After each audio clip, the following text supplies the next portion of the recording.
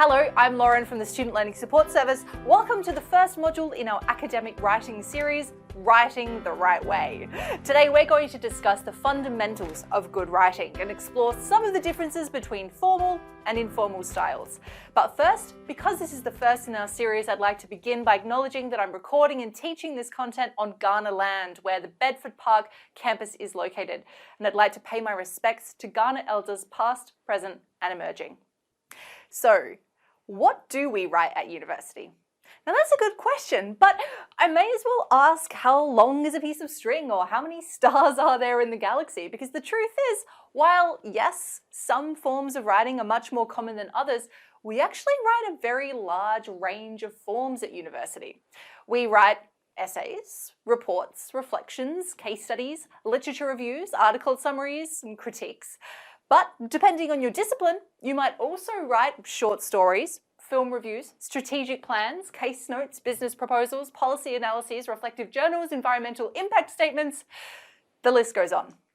The good news, though, is that no matter what you're writing, the fundamentals of good writing stay the same. Good writing, whether it's academic or informal, whether you're Stephen Hawking or Stephen King, is clear and logically structured. It knows its purpose and its audience. It's free from errors. It uses an appropriate tone and register.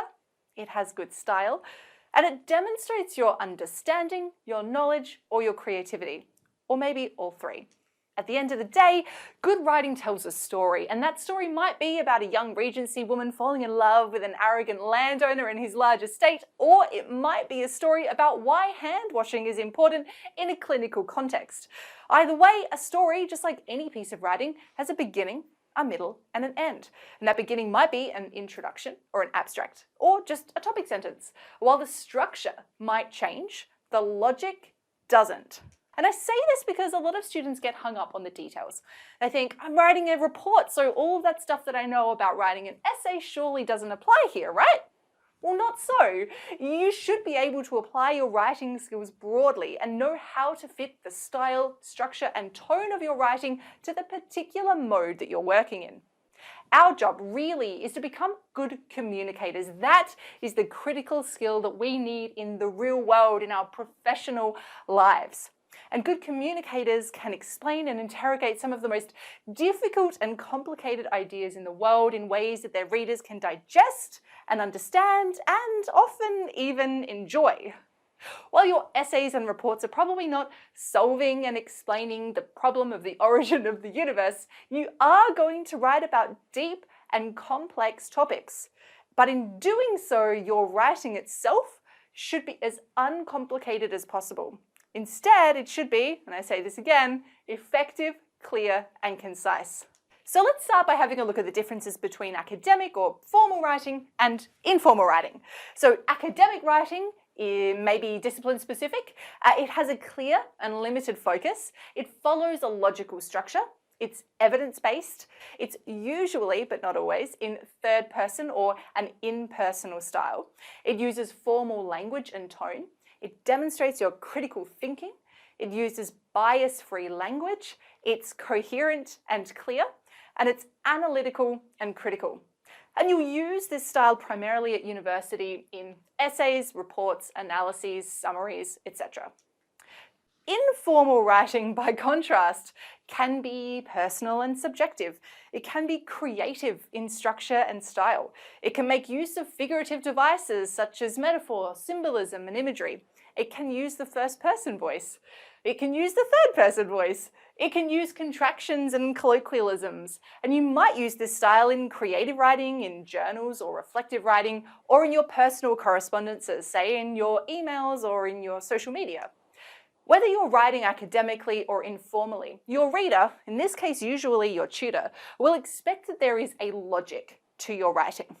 And to ensure this, it's important to think about the relationship between the writer or speaker, that's you, your audience or reader, in most cases your tutors or your peers, and your subject and its purpose. These three elements interact with each other, where you, the writer, will adjust how you write according to who you're writing for and what you're writing about. So before you start writing, it's important to ask yourself a few important questions. Who am I writing for? Why am I writing for them? Is it to show my knowledge of a topic? To show that I can do independent research? To show that I can analyze data? To show that I can apply a theory to new material? And then ask, what do I need to communicate to them about this topic? Having a think about this will really help you to structure and guide your writing, and it means that you can apply certain skills across a range of forms. And we do have style guides for many of these different forms, so don't panic. But if you really want to get a good sense of the style and structure of the writing in your discipline, read. There isn't a good writer in the world who isn't a good reader. Imagine being like a world-class musician and telling your audience that you don't listen to music. That's silly, right? The truth is, good writers read. So read within your discipline and outside of it, and pay attention to elements of style. Pay attention to the voice, to the tone, to the structure and the language. Think about what is the author doing and why might they be doing it. If the answer to that first question is your tutor, you might assume that they already know the definition of some key terms and so you don't need to provide them. But this might contradict the purpose of your writing. If you're writing to demonstrate your knowledge and understanding of a topic, then you probably do need to provide those definitions, even though you know your reader already knows them. Otherwise, how else will they know that you know them? So to summarize, good writing, no matter if it's an essay, a report, a short story, or a review, is about good, clear, and effective communication. To be a good writer, you must know who your audience is and what the purpose of your writing is. In the next video, we'll give you an overview of academic structures. For example, what are the structural differences between an essay versus a report? Or if you want to know more about the first step in the writing process, check out Kickstart Your Writing to learn all about analyzing the task. That's it for this first module in the series. I hope you found it useful, and I'm sure I will see you in the next one.